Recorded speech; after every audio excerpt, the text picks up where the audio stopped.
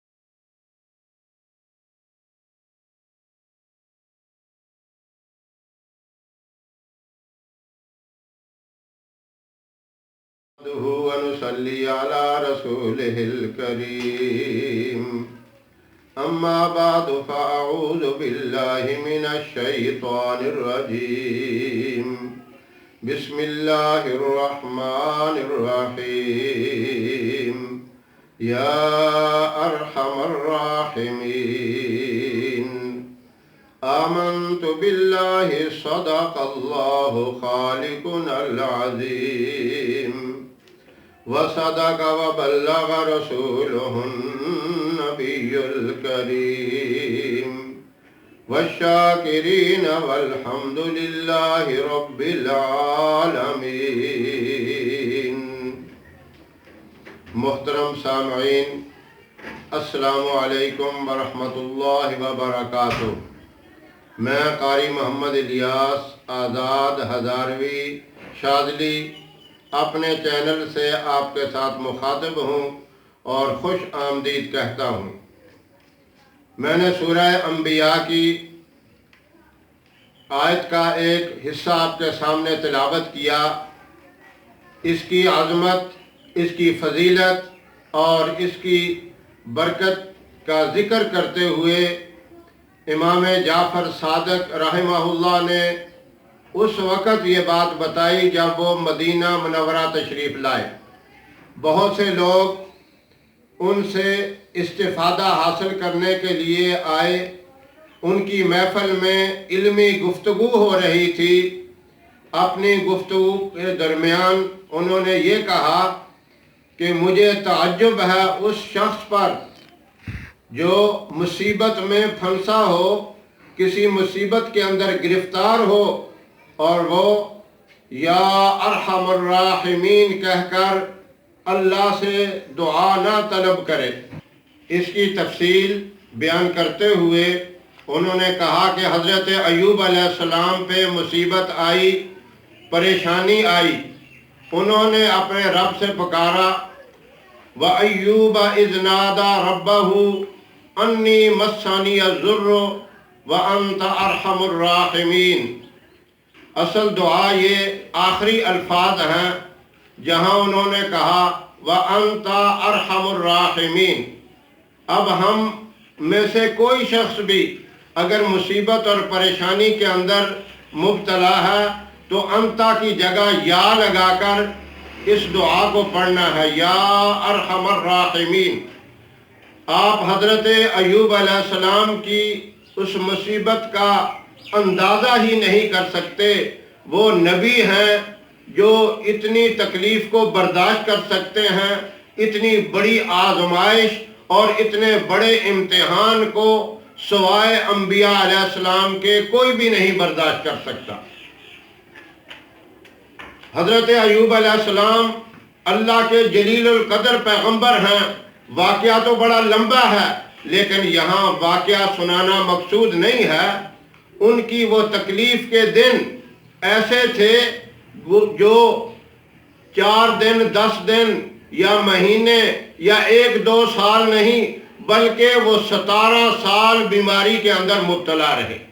اور بیماری بھی ایسی کہ پورے جسم کا گوشت ختم ہو گیا، ہڈیوں کا ڈھانچہ باقی رہ گیا، جسم کے اندر کیڑے پڑ گئے، سارے گوشت کو کھا گئے.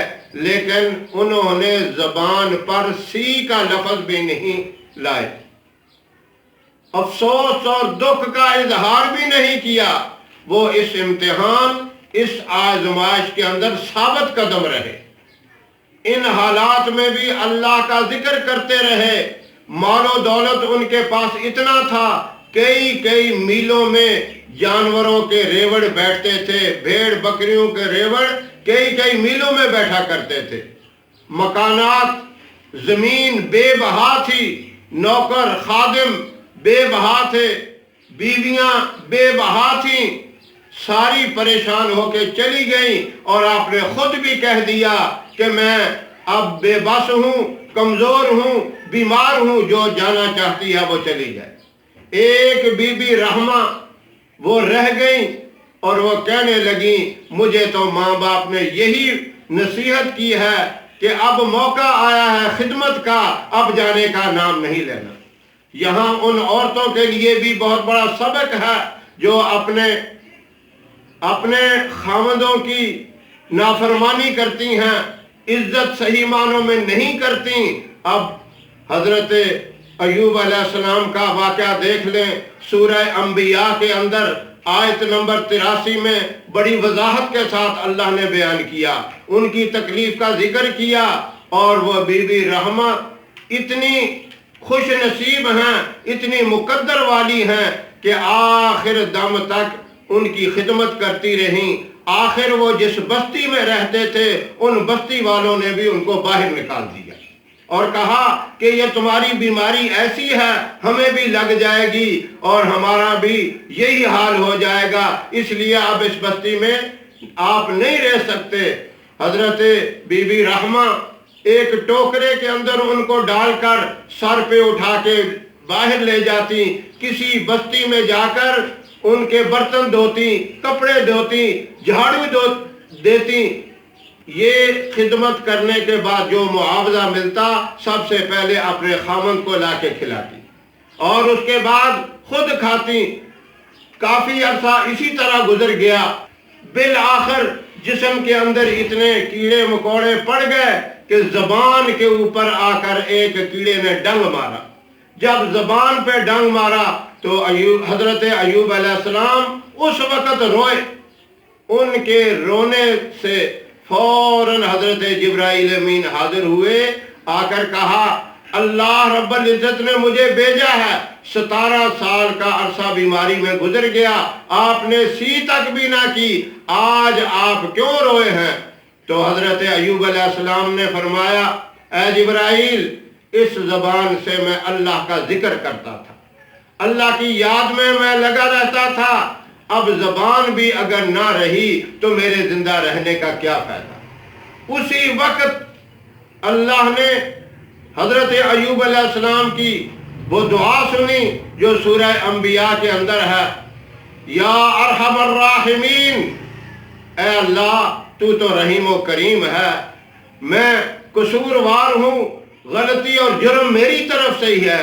اتنی ہی آواز تھی کہ فوراً جبرائیل علیہ السلام کو حکم ہوا اسی جگہ پہ پر مارے۔ انہوں نے پر مارا، اللہ نے اپنی قدرت سے 2 پانی کے چشمے جاری کر دیے، ایک ٹھنڈے پانی کا، ایک گرم پانی کا۔ حکم ہوا کہ ان کو گرم پانی سے نہلاؤ، جبرائیل علیہ السلام نے ان کو گرم پانی سے نہلایا۔ 1 منٹ کے اندر، اسی لمحے کے اندر ان کا خوبصورت صحیح سلامت جسم ہو گیا۔ پھر حکم ہوا یہ ٹھنڈا پانی پیو، ٹھنڈا پانی پلایا گیا۔ اللہ نے اسی طرح جس طرح پہلے ان کے جسم کے اوپر نور تھا وہ نورانیت واپس آ گئی۔